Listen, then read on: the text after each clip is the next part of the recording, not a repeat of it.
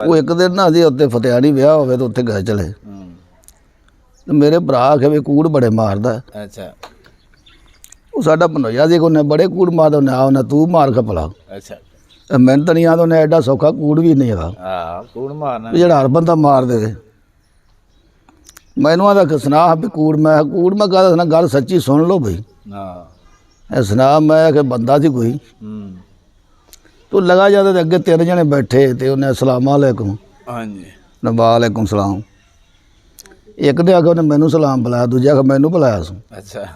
ਤੀਜਾ ਮੈਨੂੰ ਬੁਲਾਇਆ। ਉਹਨੇ ਪਿਛਾ ਢਾਹ ਤੇ ਪੁੱਛ ਲੈਂਦੇ ਆ ਇਹ ਕਿਹੜੀ ਗੱਲ ਹੈ? ਆ ਪਿਛਾ ਹਟਾ ਭਲਿਆ ਪਿਛਾ ਹਟ ਪੇ ਉਹਨੇ ਸਾਡੇ ਸਲਾਮ ਕਿਹਨੂੰ ਬੁਲਾਇਆ ਸੀ।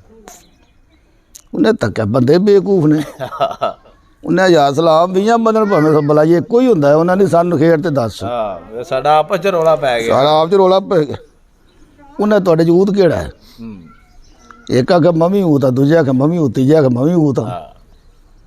ਨਹੀਂ ਤੇ ਵੀ ਆਹ ਠੀਕ। ਉਹਨੇ ਵੀ ਉਹ ਦੱਸੋ ਕਿਵੇਂ ਜੀ ਗੇਮ ਖਰਾਬ ਹੀ ਹੁੰਦੀ ਹੈ। ਤੁਹਾਡੇ ਜੇ ਵੱਡਾ ਹੋਊ ਤਾਂ ਬੇਵਕੂਫ ਵੱਡਾ ਬੇਵਕੂਫ ਕਿਹੜਾ? ਉਹ ਕਿਹੜਾ? ਉਹਨੇ ਆਖਿਆ ਵੀ ਸੁਣ ਲੈ ਭਾਈ। ਉਹਨੇ ਮੈਂ ਬਗੈਰ ਸ਼ਾਦੀशुदा ਸੀ। ਮੇਰਾ ਇੱਕ ਬੇਲੀ ਸੀ। ਉਹਨੂੰ ਮੈਂ ਯਾਰ ਟੁਰਿਆ ਫਿਰਨਾ ਮੇਰੇ ਬਾਅਦ ਇੱਕ ਰਿਸ਼ਤਾ ਹੀ ਲੱਭ ਦੇ। ਸਹੀ ਹੈ। ਉਹਨੇ ਰੁਪਈਆ 200 ਦੇ। ਹਾਂਜੀ। ਭਾੜੇ ਕਰਾ ਲੈ। ਮੈਂ ਲੱਭ ਲੈਨੂੰ। ਠੀਕ ਹੈ। ਉਹਨੇ ਅਗਰ ਜਿਲੇ ਉਹ ਮੈਂ 200 ਦਿੱਤਾ ਜਦੋਂ ਸਾਲ ਡੂੜ ਆਇਆ ਹੀ ਕੋਈ ਨਾ।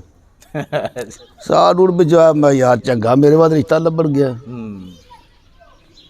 ਤੇ ਤੂੰ ਆਇਆ ਹੀ ਕੁੜੀ। ਉਹਨੇ ਆਖਿਆ ਮੀਆਂ ਤੈਨੂੰ ਮੁਬਾਰਕ ਹੋਵੇ। ਰੁਪਈਆ 100 ਮੀਆਂ ਮੁਬਾਰਕ ਦਾ ਦੇ। ਉਹਨੇ ਚਾਹੀ ਜੇ ਮੈਂ ਮੀਆਂ 100 ਦਿੱਤਾ ਮੁਬਾਰਕ ਕਾਦੀ। ਉਹਨੇ ਵੀ ਹੁਣ ਦੱਸ ਕਾਹਦੀ ਮੁਬਾਰਕ? ਉਹਨੇ ਤੇਰੇ ਘਰੇ ਰੱਬ ਨੇ ਪੁੱਤਰ ਦਿੱਤਾ ਹੈ।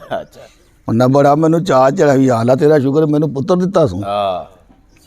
ਉਹ ਜਾਣ ਲੱਗੇ। ਉਹਨੇ ਆਖਿਆ ਵੀ ਹੁਣ ਮੈਂ ਆਖਿਆ ਮੈਨੂੰ ਵਿਖਾਈ ਤਾਂ ਜਾ ਵੀ ਮੇਰਾ ਟੱਬਰ ਟੋਰ ਕਿਹੜਾ ਹੈ। ਉਹਨਾਂ ਰੁਪਈਆ 200 ਕੱਢ ਭਾੜੇ ਕਰਾ ਦਿੱਤੇ। ਚੱਲ ਮੈਂ ਤੈਨੂੰ ਵਿਖਾਣ। ਉਹਨੇ ਚਾਹੀ ਜੇ ਮੀਆਂ 200 ਦਿੱਤਾ। ਮੈਂ ਟੁਰ ਪਿਆ ਨਾਲ।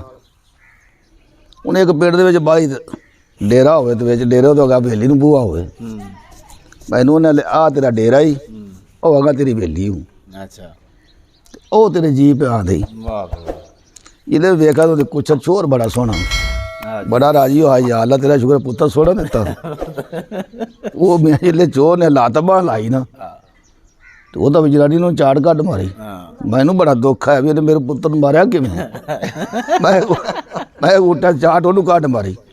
ਅੱਛਾ। ਉਹ ਚੁੱਪ ਕਰ ਗਈ। ਤੂੰ ਬੜੀ ਡੇਰੇ ਹੁੰਦਾ ਗਾ ਵਸੋਂ ਵਾਲੀ ਵੇਲੀ। ਮੈਂ ਵਾਕਿਆ ਹੀ ਮੇਰੀ ਬੁੜੀ ਬੜੀ ਤਾਂ ਮੇਰੇ ਘਰ ਨੂੰ ਜਾਂਦੀ। ਮਗਰ ਉਹ ਬੰਦਾ ਆਇਆ। ਉਹ ਡੇਰੇ ਨੂੰ ਵੜਿਆ। ਮੈਨੂੰ ਸਲਾਮ ਬੁਲਾਇਆ ਗਿਆ ਤਾਂ ਅੱਗੋਂ ਹਵੇਲੀ ਨੂੰ ਵੜ ਚਲਿਆ। ਮੈਨੂੰ ਬੜਾ ਕਹਿਰ ਇਹ ਕੌਣ ਜਿਹੜਾ ਸਾਡੇ ਘਰੀ ਵੜਿਆ ਜਾਂਦਾ। ਅਸੀਂ ਕਿਹਾ ਤਾਂ ਉਹਨੇ ਆਖਿਆ ਬਾਹਰ ਕੌਣ ਬੈਠਾ? ਮੈਂ ਆਖਿਆ ਪਤਾ ਨਹੀਂ। ਉਹਨੇ ਆਖਿਆ ਵੀ ਤੇਰਾ ਕੋਈ ਸਕਾ ਹੈ? ਅੱਗੇ ਉਹਨੇ ਮੈਨੂੰ ਝਾੜ ਕੱਢ ਮਾਰੀ ਆ ਇਸ ਤਰ੍ਹਾਂ।